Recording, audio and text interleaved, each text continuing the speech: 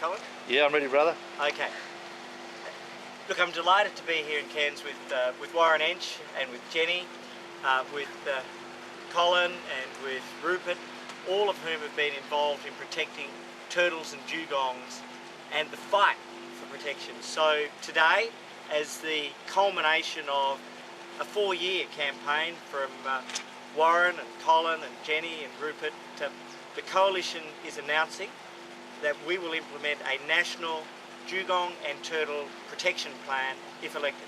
It's a $5 million plan, but more importantly still, it's about cracking down, tough laws, enforcement and assistance. So there are really two parts. The first is the $5 million. That comprises $2 million for an enforcement team from within the Indigenous Ranger community.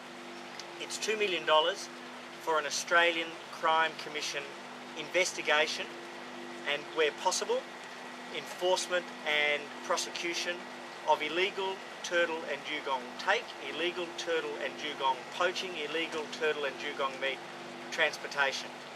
This is a serious step to end forever the taking, the poaching and the transportation of turtle and dugong meat for illegal purposes. And then it's $1 million for practical local action in terms of $700,000 to assist with ghost netting and removing ghost nets from the environment, and $300,000 for the Cairns Sea Turtle and Fitzroy Island Sea Turtle Rehabilitation Hospitals. I think that's a wonderful local outcome, and it's due to the work of Jenny and Warren.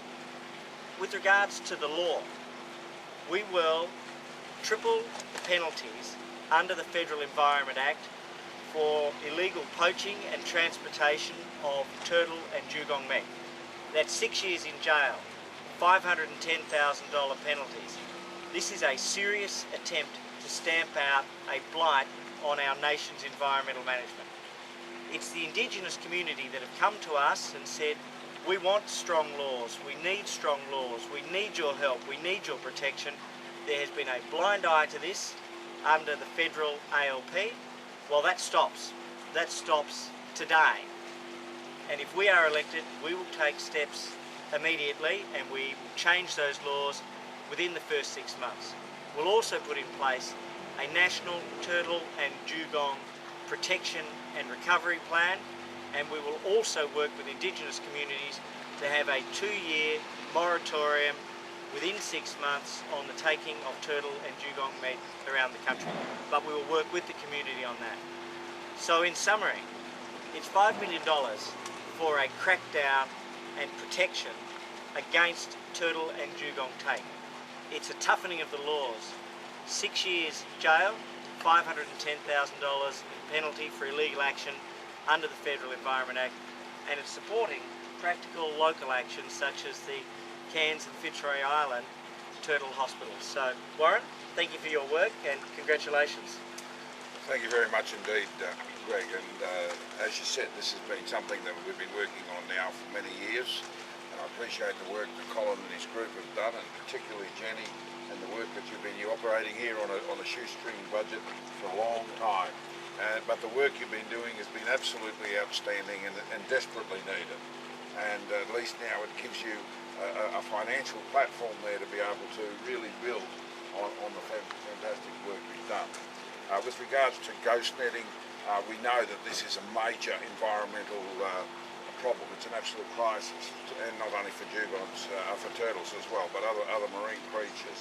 And I think it's great that we've got a shot in the arm in trying to deal with this problem as well. It's desperately needed. Also, with this campaign to deal with the illegal and the inappropriate take of these creatures, I mean, at the end of the day, if we don't get up and do something on this, we're going to find that we'll be all the poorer when these animals start to disappear. There are local depletions now in areas, and we've really got to work with this, because I mean, there's no greater way of extinguishing a native title right than to sit back and do nothing and allow an extinction of a particular species to occur. So I got no doubt at all that we've already got a lot of strong support within the communities, in many of the communities on this. And I think it's something that we need to continue to work with the communities. We need to start to build the capacity and the authority within the rangers. There's many of them there that really wanting to do this, and I think suddenly realising that we've got a single agency that we can go to with these issues and to be able to have individuals prosecuted, it will provide us with an opportunity where material equipment that's being used, illegal activities will be able to be confiscated, and people are facing very significant penalties from 2 years up to 6 years in prison, and of course up to $500,000 in financial penalties. I think this shows that we are serious about doing it, and it's the start of the journey. As we talk about, there are already communities wanting moratoriums, and we need to work with those communities, and to be able to provide information and support to other communities that may be considering it. We'll give them information so that they can appropriately consider it. So I think this is the start of the journey, but I think it's a major positive step. And thank you very much for listening to us. It's greatly appreciated. Jenny? Well, I'd like to say thank you so much to Greg and Warren for the money that we're going to actually receive. You get in, which I know you will. But it's great. I mean, we have lived on a shoestring for 14 years in this place, so it'd be wonderful to actually have the money to be able to build facilities, to get new tanks, to get new filters for these animals, which are really in trouble at the moment. We've had a 800% increase in strandings in the last few years. That's where Fitzroy Island came in. We actually had to build over at Fitzroy Island, so we had more room. It would be nice to be able to put in more tanks, to be able to have more turtles. So if we do have another big stranding disaster, we have actually got the tanks, and with this money we'll be able to do that. And we'll also be able to put trackers on turtles when we release them, so we know what's happening, and also look at the conservation of where the seagrass beds are, and that will go towards the conservation of these animals with turtles and both dugongs. So it's a wonderful thing, and thank you. And also I'd like to thank Colin and Rupert for all the work that they've done also with getting this together, with trying to get this money for us, and with working with you, with what they've done. Okay. Can I just say one other thing too, which we overlooked? We're also focusing on the take on green areas. This has been a major area of problem here, when we've seen horrible images like around Green Island, where animals that are effectively totally comfortable with humans are then basically ripped out of the water and slaughtered in front of visitors.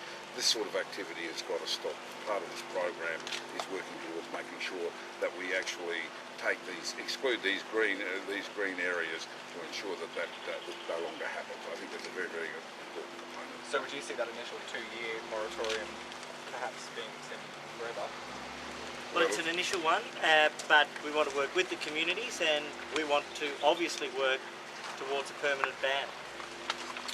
You will find, and the other thing is, of course, the only way you're going to know what the numbers are, that whether or not it's sustainable, is by able to do them, to measure this and see what they are. And then there may well be areas where there is a sustainable amount that can be done for specific traditional purposes, but that's something that we work with those communities. But at the end of the day, if you're going to be talking about appropriate, sustainable management, you actually got to know what you're actually working with. And this is a great opportunity to engage the community so that they themselves understand exactly what is within their area, and in doing so, they will then understand what limits and what options are available to ensure that their grandchildren, their great-grandchildren, their great-great-grandchildren will have the opportunity to be able to see these animals in the wild environment. Greg, can you explain to us what the difference is between what you're classing as poaching and traditional hunting? What's the difference there? No, it's activities which are illegal. It's activities which are outside the scope of the law. And that is both in terms of the type and treatment of catches, in terms of the quantum, and in particular it's in terms of the transportation and use for commercial purposes. There is no doubt that there is a commercial exploitation of turtle and dugong meat, completely in contravention of the law. The evidence that Rupert in particular and Colin has gathered from around the country is compelling. It hasn't had a real home, and this is where the Australian Crime Commission comes in. These are tough law enforcement officers, and they will gather the evidence, they will determine whether or not there is a criminal network that is in breach of the federal environment laws, and if that comes to pass, and all of the evidence is that there is a criminal practice, they won't hesitate to enforce and prosecute. Okay, Greg, Tony Abbott said the economy is a big thing and cuts are necessary. How are you going to fund this? So this is part of the overall package that we take. We're not taking a rivers of gold approach to this election. What we are doing though is identifying the high priority environmental measures, and these are iconic species.